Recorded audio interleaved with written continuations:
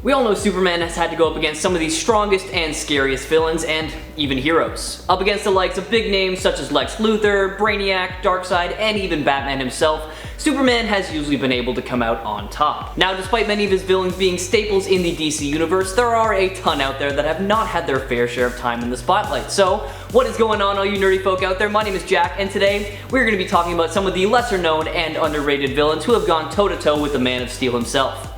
Let's get right into it. Number 10, Nuclear Man. Regarded by many as one of the strangest and most half-baked Superman villains to date, Nuclear Man hasn't had too many appearances outside of his introduction in 1987 Superman 4: The Quest for Peace. He was created by Lex Luthor from a strand of hair containing Superman's DNA, which he threw into a genetic stew. Superman is actually the one responsible for this villain's birth, though, as he wasn't fully born until Superman threw the nuclear missile containing the device that had the stew in it into the sun. Having been created using Kryptonian DNA, he possesses powers similar to Superman, such as invulnerability, energy projection, flight, and of course the standard super strength and speed. However, Nuclear Man needs to have constant exposure to sunlight in order to use them. If he's left out of the sun for too long, he becomes completely immobilized and must wait for some more sunlight in order to recharge. In the movie, Superman stopped Nuclear Man for good by causing a sudden solar eclipse when he moved the moon in front of the sun, then dropped him into the heart of a nuclear reactor where he could become an abundant source of energy for the remainder of his days. Now, like I said before, Nuclear Man hasn't made too many appearances outside of Superman 4, but if you want to see him in comic book form, check him out in his one-off appearance in 2018 Superman Volume 5, Number 2. Number 9, Microwave Man. Louis Paget from Earth 1, known as the costume baddie Microwave Man, has a pretty interesting story despite only appearing in 2 issues back in 1978. Paget spent 40 years traveling around the galaxy aboard an alien spacecraft before returning back to Earth in October of 1978. Now, not much is known about his life before his interstellar journey other than the fact that he was already known as the villain Microwave Man.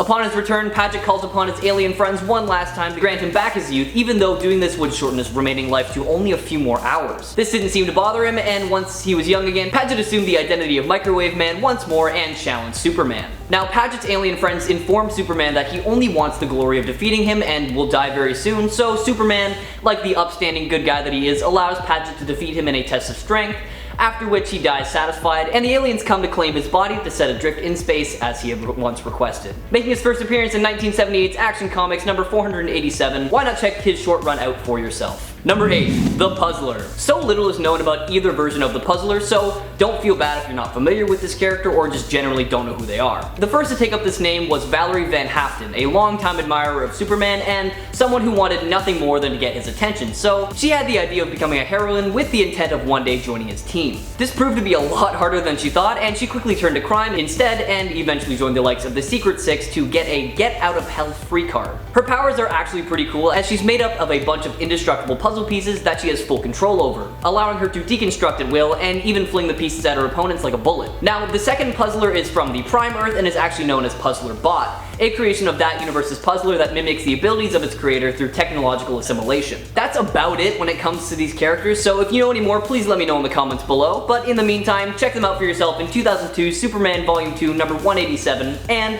2013's Justice League of America Volume 3, number 3. Number 7, Bloodsport. Now, unfortunately, a cool name doesn't always make for a cool villain. We've seen a few of Lex Luthor's henchmen take up the name Bloodsport, but let's focus on the first, Robert Dubois. Dubois suffered a mental breakdown after his brother had taken his place in the Vietnam War and became a quadruple amputee, resulting in Dubois spending 12 years bouncing between various psychiatric hospitals. Somehow, an agent of Lex Luthor persuades Dubois that Superman is to blame for all his troubles, causing him to adopt the name Bloodsport and go on a needless rampage in downtown Metropolis. Equipped with basic hand-to-hand combat skills and some unnamed tech from Luthor that allowed him to summon any weapon he desired from a remote location, Dubois caused some serious damage before being subdued after his brother confronted him. He spent several years in Stryker Island's penitentiary before Alex Trent, the person who took up the name Bloodsport after him, was brought to his attention. Believing it was the healthiest way for the two to work out their problems, the warden set up a boxing match between the two with Superman as the referee. However, things got out of hand pretty quickly and a riot broke out that allowed Dubois to escape.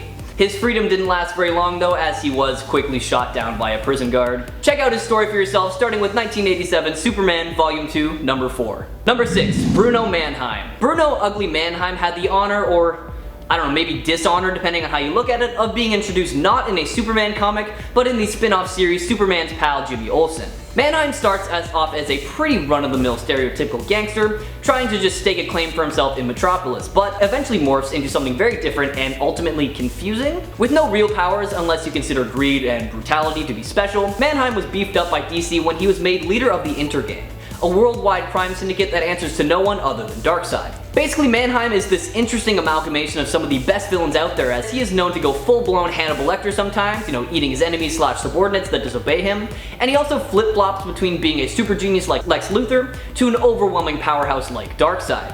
Yeah, I know, it's all a little bit confusing, so why not check him out for yourself so you can make some more sense of his character, starting with his first appearance in 1971's Superman's pal Jimmy Olsen, number 139. Number 5. The Prankster. Once the extremely popular host of the Uncle Oswald show, Oswald Loomis became the prankster after his show was cancelled and ultimately ended his career in comedy. His first assault on Metropolis was an all-out barrage of practical jokes that ended in his surrender. After a while, Loomis resurfaced with a much younger and athletic body thanks to selling his soul to Lord Satanus, and this changed everything.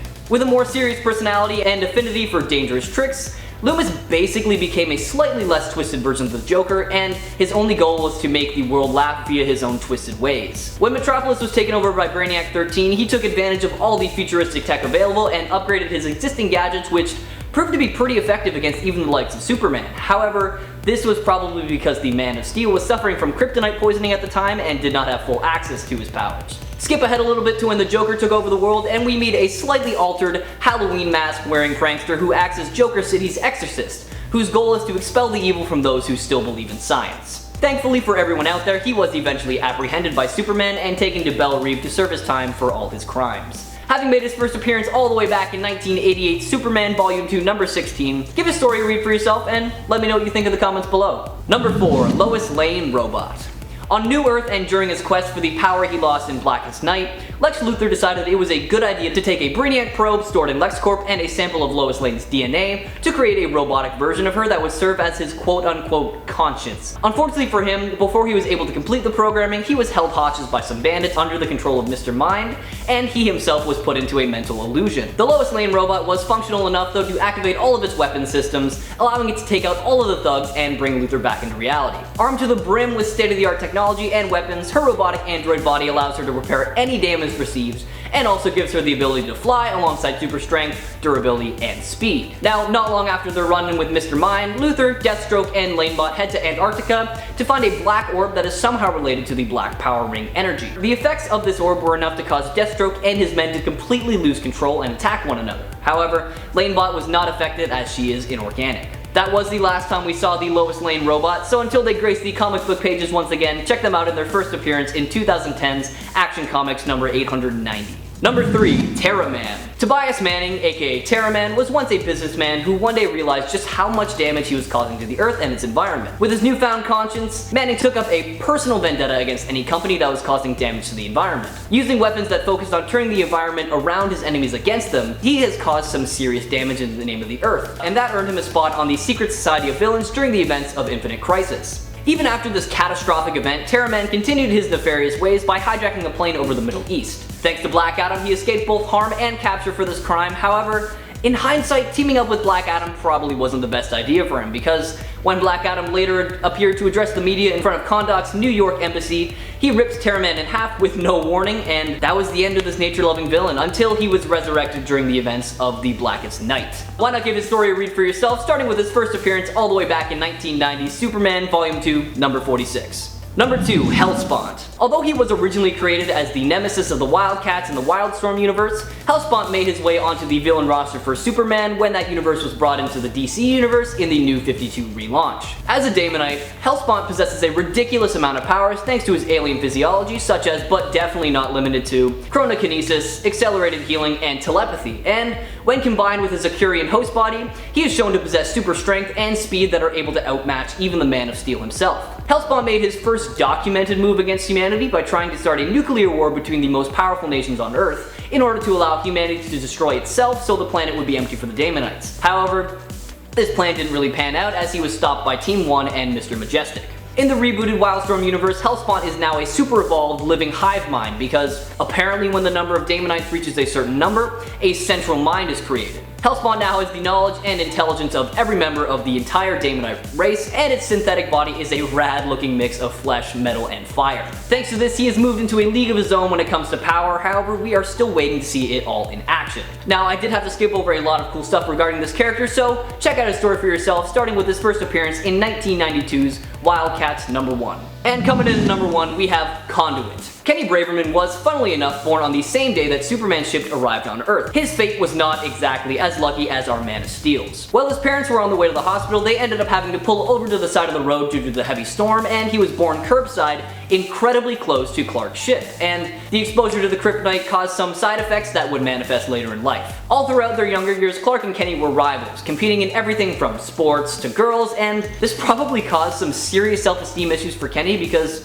Clark always seemed to come out on top. After high school, Kenny went on to join the CIA and grew more and more reckless as his dormant abilities started to change his personality. Turns out Kenny's body is basically a living conduit for all energy, and it can process, manipulate, and even generate forms of energy in many destructive ways. Upon realizing this, Kenny took up the mantle of Conduit and decided it was finally time to get his revenge on Clark. However, all of his attempts seemed to fail. Later confronted by Superman, Kenny deduced that Clark and the Man of Steel were one and the same, which was perfect for him because they were literally the only people he wanted to kill. So he set all his sights on getting rid of Superman. Kenny manages to catch Superman and traps him in a mock version of Smallville, and the two face off one-on-one in a replica of their childhood football stadium. Unfortunately for Kenny, he succumbed to his madness and supercharged himself with kryptonite energy, effectively overloading his powers and killing him in the process. Why not give Conduit's story a read for yourself, starting with his first appearance all the way back in 1994's Superman, the Man of Steel #0, and let me know what you think in the comments below. That'll be it for this video, everyone. Do you have any other lesser known Superman villains in mind that you'd like to hear us talk about? Well, let us know in the comments below and maybe we'll continue this list with a part 2. Don't forget to subscribe to Top 10 Nerd to stay up to date on all things nerdy, and why not ring the notification bell so you know whenever we upload a video. As always, my name is Jack, thank you so much for watching, and make sure to stay nerdy, my friends.